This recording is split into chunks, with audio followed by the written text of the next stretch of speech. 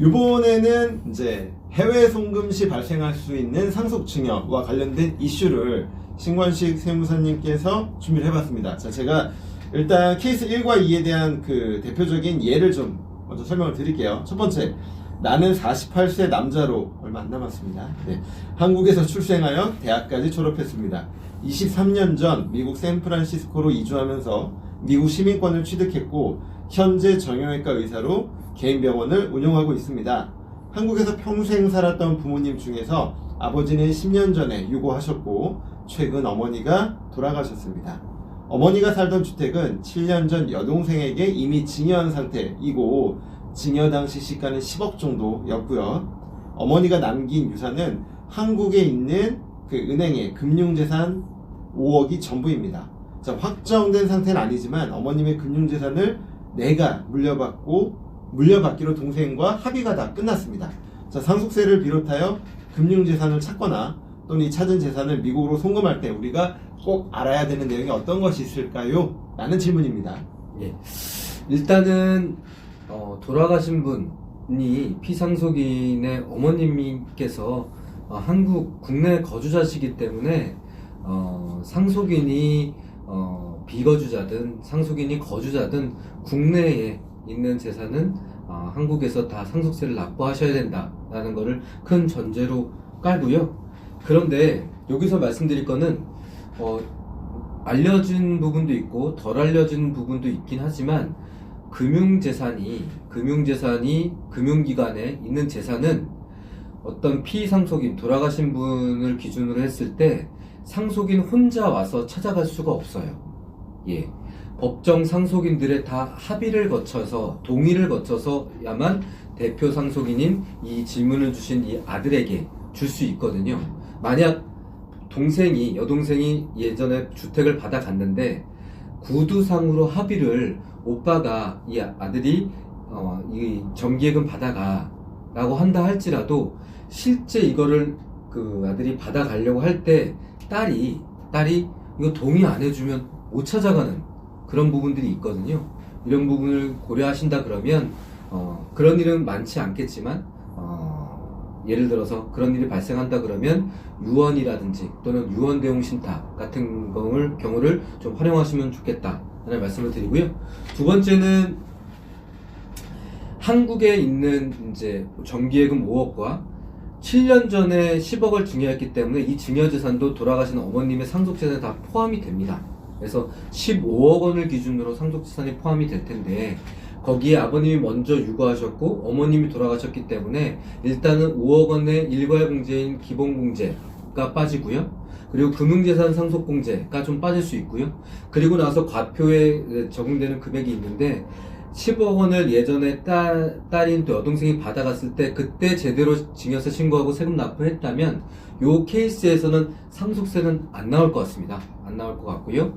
두 번째는 그러면 이 5억 여기서 근데 안 나오는 거에 대해서 궁금해 하실 수 있을 것 같아요. 네. 왜 안 나오는지 조금만 더 설명을 좀 해주시면 좋을 것 같아요.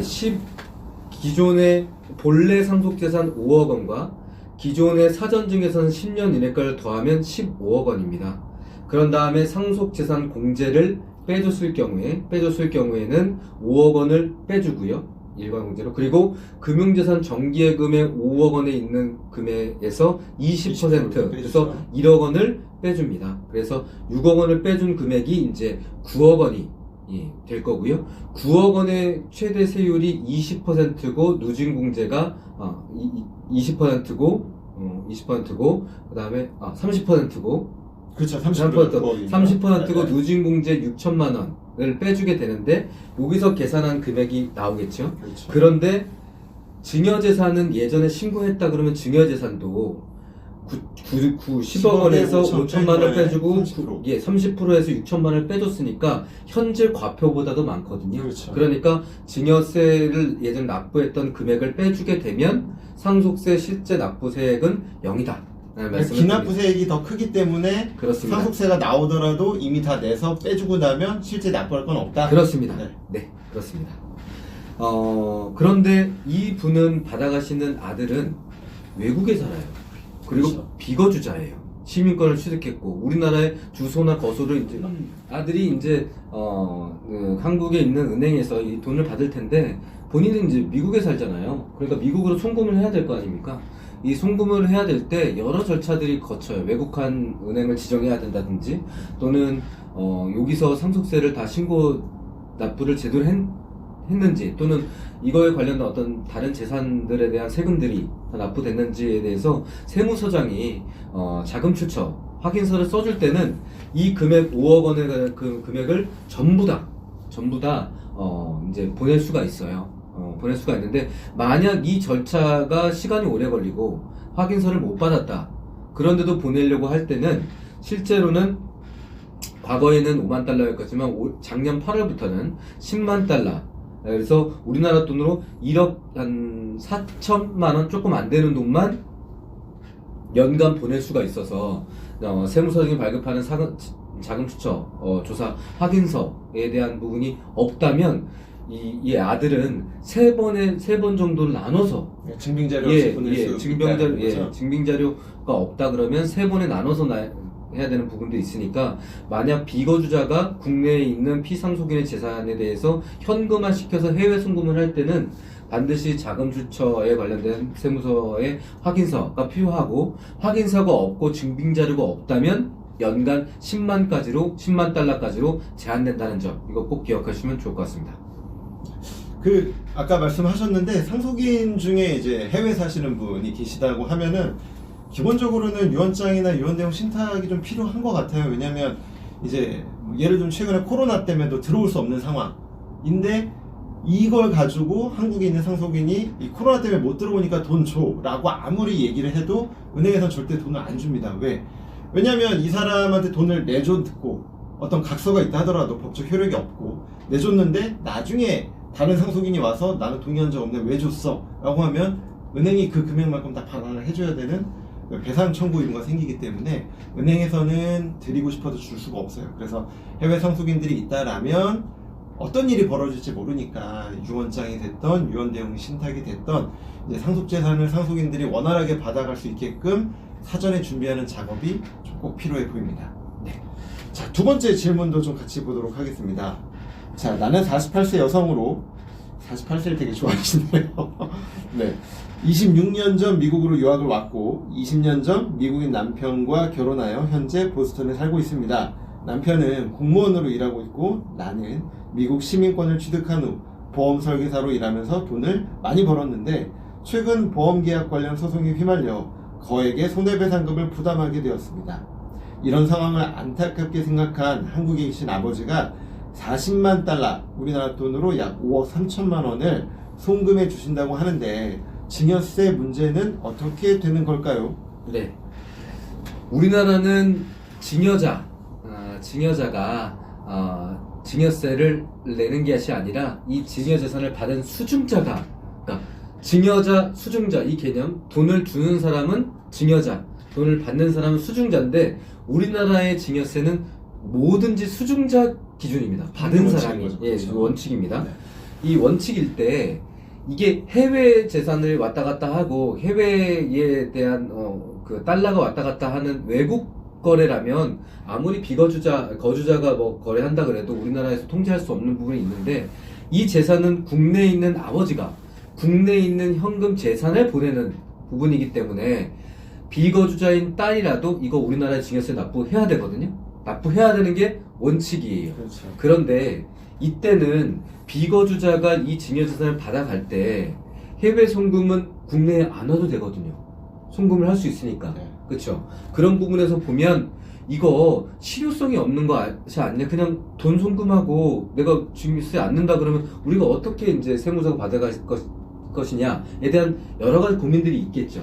그러다 보니까 이런 재산, 국내에 있는 거주자가 해외에 있는 비거주자한테 이 재산을 증여할 때는 해외에 있는 비거주자가 우리나라에 증여세를 내야 되는 건 사실이지만 그렇다면 이런 여러 가지 실무적인 문제들이 있기 때문에 그래서 이런 상황, 그러니까 국내 거주자인 증여자가 국내 비거주자인 해외에 있는 딸한테 넘길 때는 국내에 있는 아버지가 수증자를 대신해서 연대 납부로 증여세 납부해도 된다. 그래서 아버지가 낸 증여세가 또다시 증여로 발생되는 그런 경우는 아니니까 아버지가 증여세 납부를 할 수도 있으니까 그런 걱정은 조금 덜으셔도 되겠다라는 말씀을 드리고요.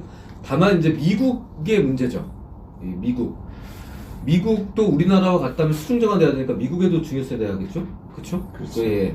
그런 부분에서 보면은 미국은 우리나라와 개념이 상반돼요. 네.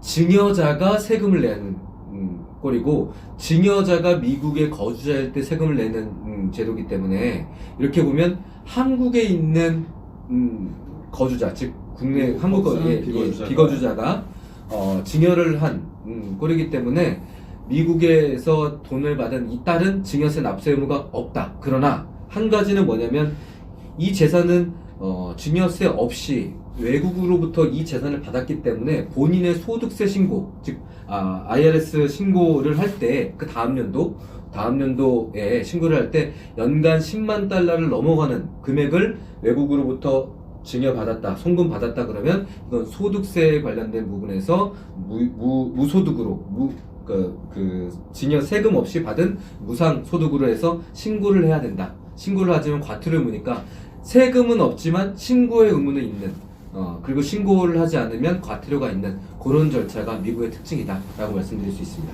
신고를 해야만 또 이걸 양성화해서 쓸 수가 있겠네요. 그렇습니다. 그런 부분도 있고 지금 말씀해주신 게 결국은 거주자가 비거주자한테 증여하는 건데 특히 이거는 이제 지금 같은 현금을 보낼 때도 의미가 있지만 부동산을 증여할 때도 상당히 의미가 있어요. 일반적으로 부동산 아주 좋은 물건들 이미 좋은 거나 앞으로 많이 가능성이 더 좋은 물건들을 자식들한테 미리 주고 싶은데 문제는 애가 직장생활 안 하고 있거나 한지 얼마 안 돼서 증여세 낼 돈이 없는 게 문제거든요.